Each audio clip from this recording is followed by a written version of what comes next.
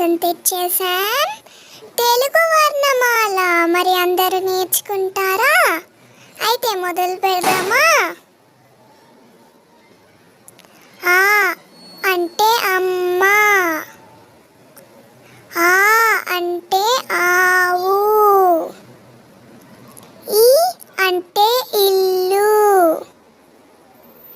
ఈ అంటే ఈగ, ఊ అంటే ఉడుత, ఊ అంటే ఉయ్యాల, రు అంటే ఋషి, రు, ఏ అంటే ఎలుక, ఏ అంటే ఏనుగు, ఐ అంటే ఐదు, ఓ అంటే ఒంటె, ఓ అంటే ఓడ,